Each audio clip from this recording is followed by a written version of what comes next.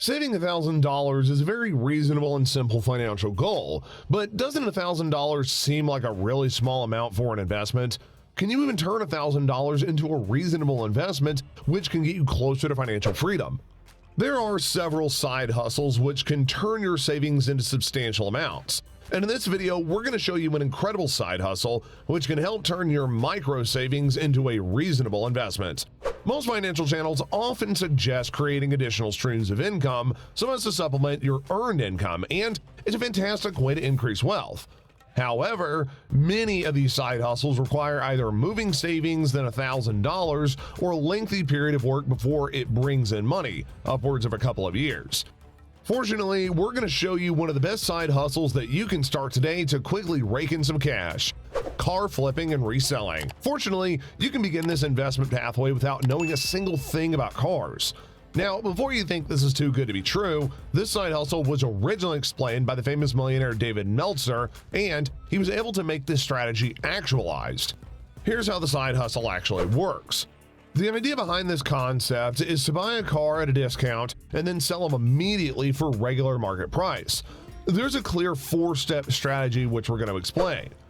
The first step is to use one of these websites which allows you to get relevant statistical data on car sales. One of the websites is autotempest.com.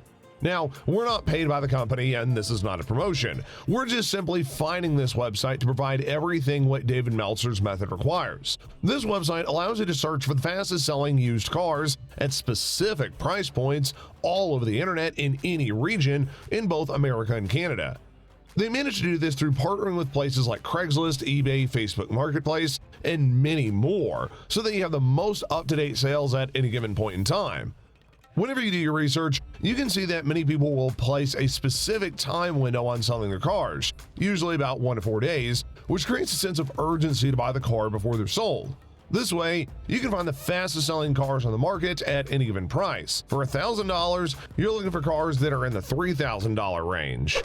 The second step is to send a message to anyone that's selling that car through autotempest.com and try to negotiate the deal by trying to buy it for $1,000. Essentially, you're trying to give the seller a deal that you can pay the $1,000 up front on the exact day you buy the car, giving an instant cash deal instead of a prolonged payment. Most people will reject this offer, but there will likely be somebody who finally takes you up on your offer. Whenever that person does take you up on that offer, then we move on to the third step, which is to either detail the car, could be a new paint job or maybe fixing the rims, which costs about $100, or simply sell it on the market for the same price that it's originally being sold for. In other words, for the market price. After you manage to get your sale, then you'll put up $2,000 in profit in 4 days or less. The fourth step is to repeat the process, but instead looking for a $3,000 car and then try to find a $6,000 car. Then just repeat the first 3 steps. Find the fastest selling cars on autotempest.com, message sellers to try and negotiate the immediate price, then resell the car at the original selling price.